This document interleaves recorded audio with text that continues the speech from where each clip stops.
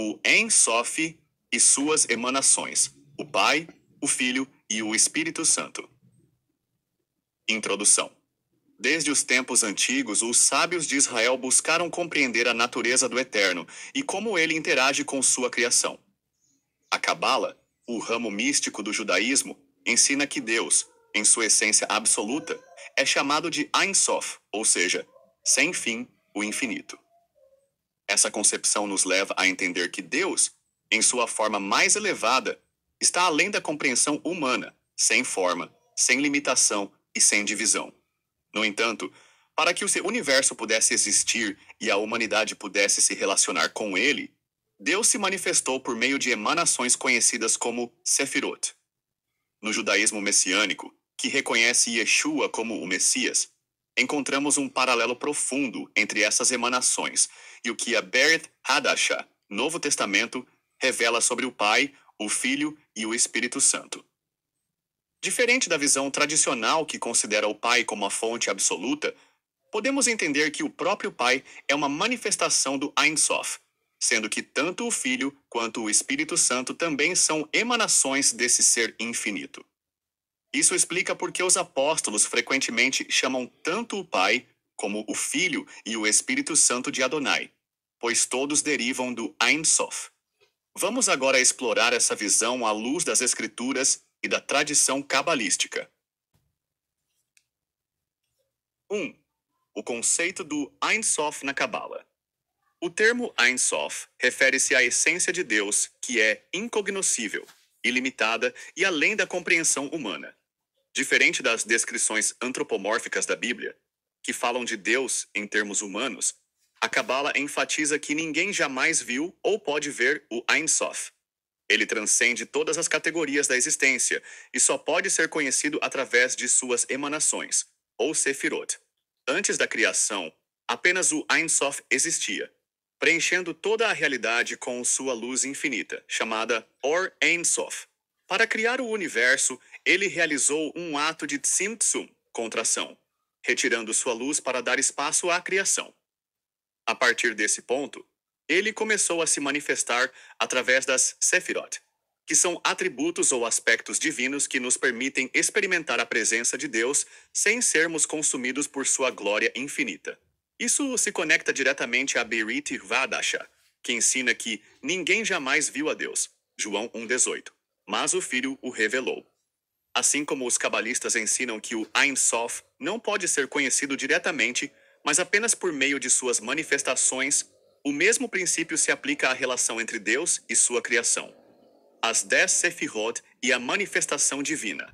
As 10 Sefirot são os atributos através dos quais Deus interage com o mundo. Elas podem ser divididas em 3 categorias principais: Keter, coroa; o princípio supremo, a vontade divina que está acima de tudo; Hormah, sabedoria; e Binah, entendimento. Representam o conhecimento divino e a manifestação da inteligência e discernimento.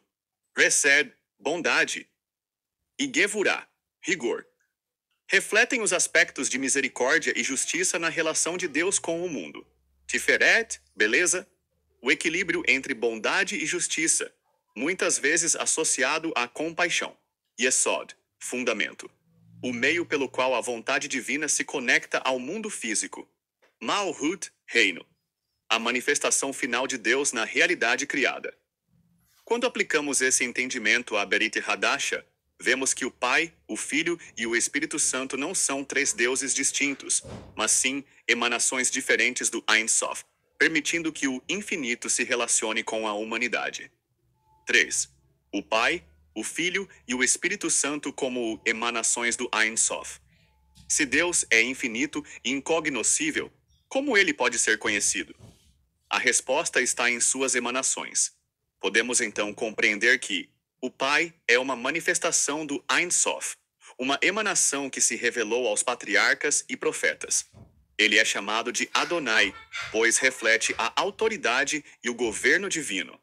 No entanto, ele próprio não é a essência última de Deus, mas uma emanação acessível à humanidade. O Filho, Yeshua, é a expressão visível do Ein Sof. a manifestação encarnada da palavra de Deus. João 1, capítulo versos 1 a 14, nos ensina que o Verbo estava com Deus e era Deus e se fez carne. Isso se encaixa com a Sefirá Tiferet, que representa o equilíbrio e a revelação da misericórdia divina no mundo. O Espírito Santo é a emanação que age dentro dos corações dos fiéis, guiando-os à verdade e santificando-os. Ele pode ser associado a Binah, entendimento, e Yesod, fundamento, pois é aquele que revela a verdade e conecta os crentes ao Pai e ao Filho. Essa compreensão explica por que na Berite Radachá, o Pai, o Filho e o Espírito Santo são chamados de Adonai, pois todos eles emanam do próprio Ein Sofi. Quarto, o testemunho da Berite Radachá. A Berite Radachá reforça essa ideia ao apresentar diversas passagens onde o Pai, o Filho e o Espírito Santo são identificados como o próprio Adonai. O Pai. Todavia, para nós há um só Deus, o Pai, de quem são todas as coisas. 1 Coríntios 8:6. O Filho. No princípio era o Verbo, e o Verbo estava com Deus, e o Verbo era Deus. João 1:1. O Espírito Santo. Mas o Consolador, o Espírito Santo, que o Pai enviará em meu nome, esse vos ensinará todas as coisas. João 14:26. Se o Pai fosse a fonte absoluta de tudo, e não uma emanação do Ein Sof, então o Filho e o Espírito Santo não poderiam ser chamados de Adonai. No entanto, como todos procedem do Ein Sof, eles compartilham da mesma divindade e essência. 5. Conclusão. A unidade do Ein Sof nas manifestações divinas. Ao estudar a Cabala e a Berit Hadasha, encontramos uma profunda conexão entre o conceito de Ein Sof e a revelação do Pai, do Filho e do Espírito Santo. Eles não são seres distintos, mas sim manifestações do infinito, permitindo que a criação se relacione com Deus sem ser consumida por sua glória incompreensível. Esse entendimento pode ser um caminho poderoso para dialogar com judeus que estudam a Cabala, mostrando que o conceito de Ein Sof e suas emanações não contradiz a fé messiânica, mas, ao contrário, pode iluminar a verdade revelada em Yeshua. Que este estudo seja uma ferramenta para fortalecer a fé e aprofundar o conhecimento da revelação divina. Shalom!